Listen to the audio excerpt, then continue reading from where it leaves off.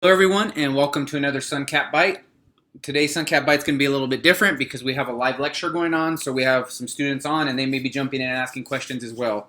In today's SunCat Byte we're going to cover loops and most specifically while and do while loops. So what is a loop? A loop enables the program to loop over or repeat statements. This is an iterative process, and it may be set up so that the loop is executed a predetermined number of times.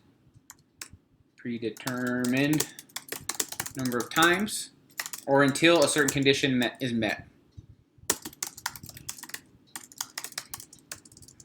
So previously we talked about if statements and relational and logical operators and how you use those to have the conditions in a if statement and make decisions. Those conditions or those relational and logical operators can also be used in loops for the conditions to check in a loop. And we have three types of loops in C++. We have first one, which is a for loop. Second is going to be one we already kind of mentioned, which is for loop. Then we have while loop. And then we have do while loop. So all loops in C++ have either a loop index, I want that to be bold, loop index. I don't want it to be bold, let's take it out. Have either a loop index, counter variable,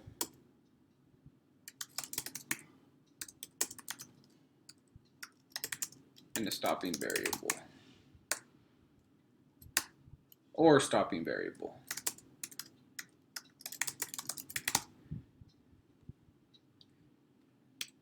And the following steps must be taken in a loop. So one, you have to have an initial statement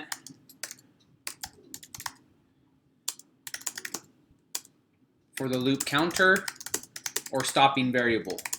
And depending on the type of loop you'll have either one of those. You'll have a loop counter or a stopping variable. You need to have a condition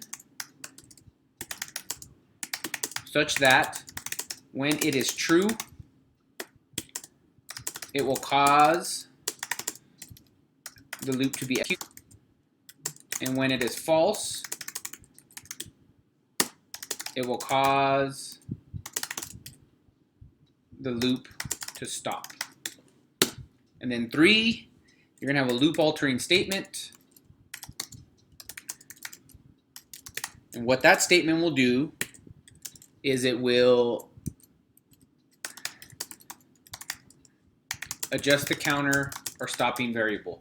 If you don't have a loop altering statement and you never adjust the counter or the stopping variable, you're never going to stop looping, and you'll end up in something that we call an infinite loop, which is a never-ending loop. That's a bad thing, and we don't want it. We don't want to ever have that, because then your program will never finish.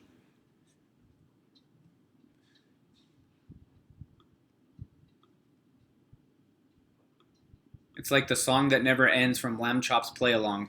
Some of you guys might be too young to even know what that is, but that's what I always think about when I think of an infinite loop. Okay, so let's first talk about a while loop. And when do we use a while loop? So the while loop is used when the programmer does not know how many times a loop needs to be executed. Okay. In a while loop, the condition is always checked first. So condition is checked first. It's checked before we ever go into the loop the first time. So it's possible that the loop won't execute. Even though you don't necessarily know how many times, the while loop can be used to perform a loop an exact number of times. So it's pretty flexible. The format for a while loop is going to be this. While some condition, and that's going to be a lowercase w,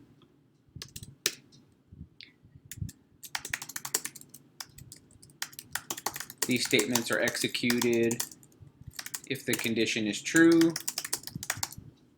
and then you exit. Okay? So what happens is the while loop checks the condition if it's true, and the loop statements are performed. So it checks this, whatever's in here. If this is true, it does these. And it's going to do that multiple times. So the first time through, it's going to come, it's going to check this. If it's true, it's going to execute these. There's going to be code in here that does something to that condition or possibly changes that condition. Once that condition's changed to, or gets to false, then it exits the loop. Okay? So let's look at this flowchart example. I kind of like these flowcharts. So with a little snippet of code. All right. So say we have this code. While count less than 50, C out hello world plus count. So that means increment count, right? And then C out goodbye. So we have this initial statement, right? This initialized statement, that was one of the conditions. So count is equal to 0. Here's our condition, count less than 50, C out hello world, and then plus count. This is our loop altering statement here. So when we first come in, it says count is 0. Is 0 less than 50? It is. So it's going to output hello world. Then we're going to get an increment of count. Now count is 1. Okay, then it goes back up here and checks the condition again. Is 1 less than 50? It is. So it's going to output hello world again. Then increment count again. Now we're going to get 2, right? It's 2 less than 50. So as you can guess, we're going to get that 50 times. We start at 0, remember? Or the way they did this, we start at 0. If you want to see it in a flowchart, it's the same thing here, just in flowchart format. Questions on that?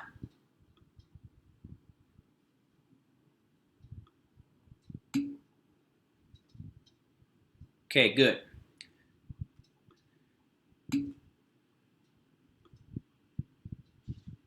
No questions. Good. All right. So now, something that's a little bit different is a do while. Let's look at a do while. Okay, so a do while is very similar .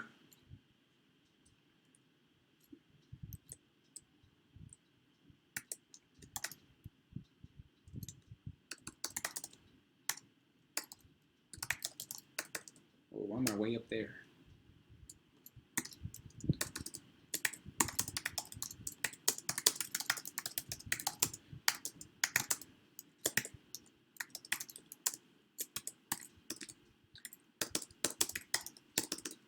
So it's very similar to the while loop, but the condition is always performed at least once, and that's because it is performed at the end of the loop. Okay, so the general format for this is just going to be do .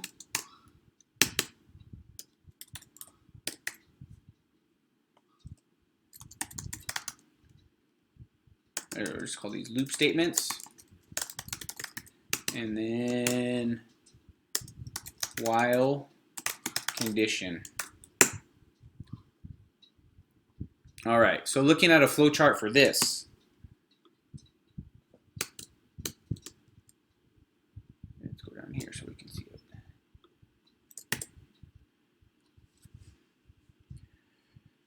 We have count equals 0. Do this, see out, hello world, plus plus count, while count less than 50, see out, goodbye. Basically the same code as the while loop, right? Just written as a do while. But notice count equals 0 doesn't get checked initially, right? So we come in, we're going to actually say hello world, we're going to increment count, and then we're going to do the check. So we say hello world one time, we increment count. Count is now 1, and then we have count less than 50. Is 1 less than 50? It is. So then we execute again. So we have our second hello world, we increment now 2 less than 50. But notice it went through one time before it ever actually checked the condition. Here is our flowchart that shows the same thing, count less than 0, or count equals 0, hello world, execute count, then we do the check. So is 1 less than 50? Yeah, in the first case, yes, it is, so it goes back up and repeats. Then once we're done, we execute this code here. Question for you guys, if count was equal to 50, how many times would this execute? So if we had count equals 50 the first time, how many times would this execute?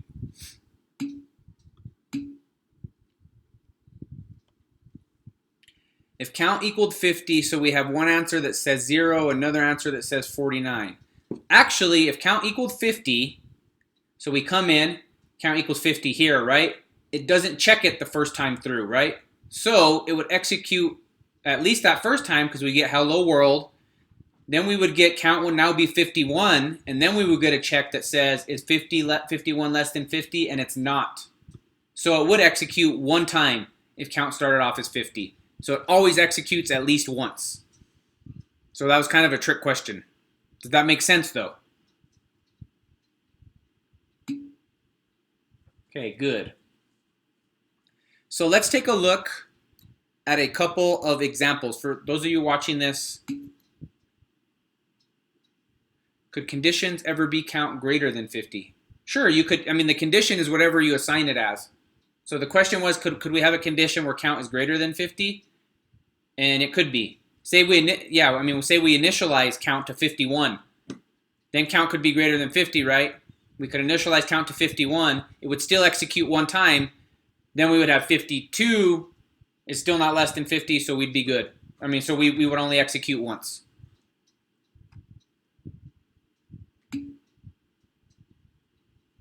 So the question is, so when does it know when to start? It starts here basically, right? So count equals, it's not when, it knows when to start based on what you set this variable to, count equals 0. So it's up to you. The person who wrote this program wanted this to loop actually 49 times. So they set it equal to 0.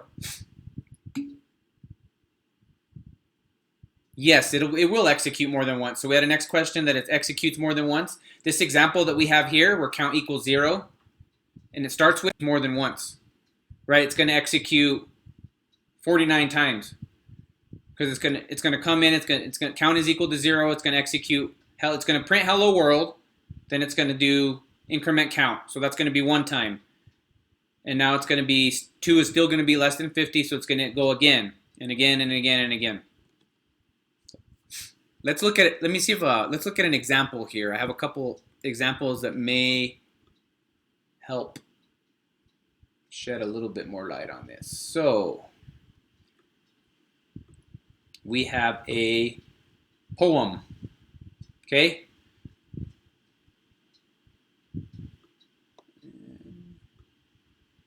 There we go. So pound include IOString, pound include string, because we're going to use strings in here since it's a poem. We have int main, string answer equals yes. So that's initializing answer because answer is the condition we're checking. See out here is my lovely poem. So in this case, we're going to say as long as answer is yes, we're going to keep doing something, right? So here we're going to say roses are red, violets are blue, I love C++, and how about you? And then we're going to say see out, would you like to see my poem again? Yes or no? Then we do this get line here to get the answer. We use get line when we have strings. And then if they say yes, it's just going to output it again. If they say no, it's going to exit. So then see out, did you enjoy my poem? Return 0. Okay, so if I build this,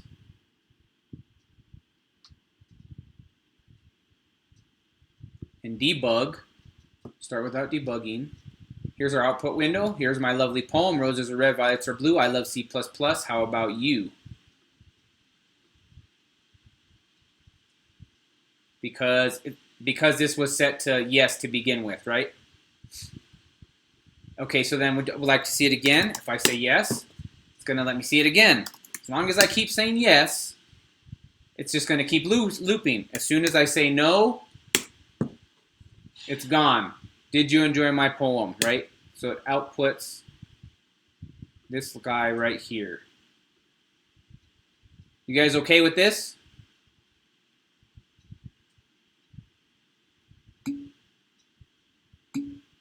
Okay, so now let's look at that as a do while. IOStream and string again, then string answer. So here we don't have to initialize the answer. And the reason for that is because it always executes at least once, right? So we can actually get the answer from the user because we're going to execute one time anyway. So we have cout, here is my lovely poem.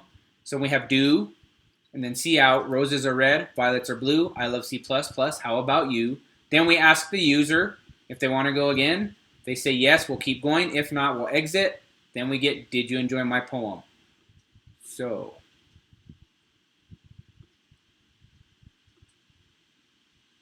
there we go there. Start without debugging. One time, if I say yes, we keep going. As soon as I say no, we exit. Okay. I'm going to do something a little bit different now. I'm going to say int count. Okay? I'm going to declare an int variable named count. Here I'm going to say while count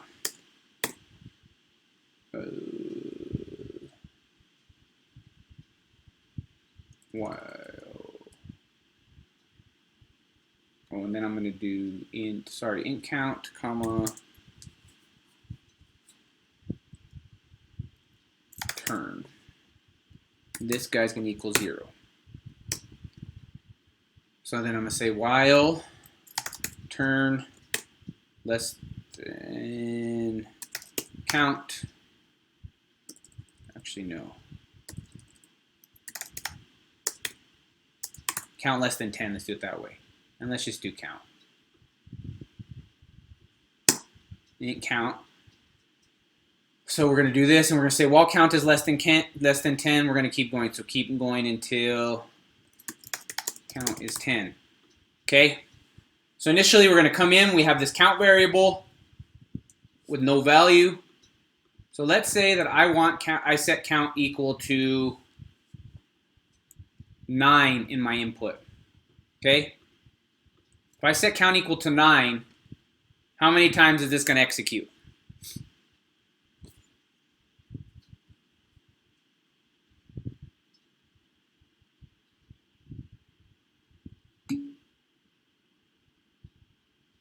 Okay, I have one that says 8, one that says 1. So let's see. Let's build the solution. And start without debugging. So, oh, wait a minute. I had to ask. 1 second here. We have to change this a little bit. We have to do this. How many times, or what would you like count to be? You'd ask the user what they'd like count to be, and then we would do here a cin. There, that's better. Build solution. So if I set my, and we said 9, if I set my count equal to 9, and I do start without debugging, so it says, what would you like the count to be? I say 9.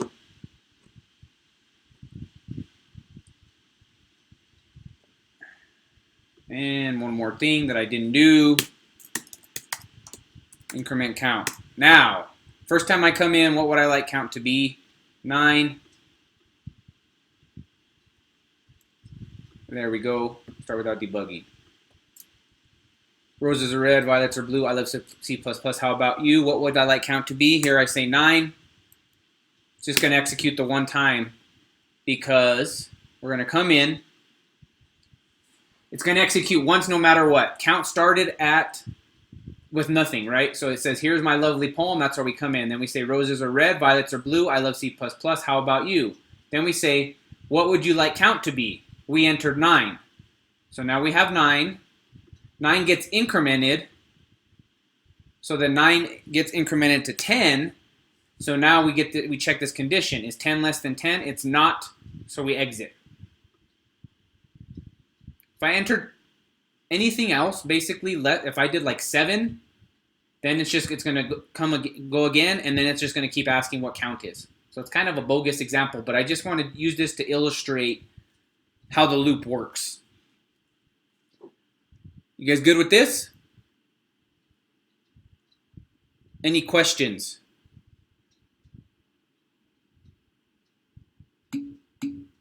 Nope, no questions. Okay, good. Well then, that'll be it for while and do while loops. And if you have for those of you that are watching the video, if you have any questions, comments, or concerns, please jump in the next office hours or jump on the discussion board forum or shoot me an email. Thanks, bye.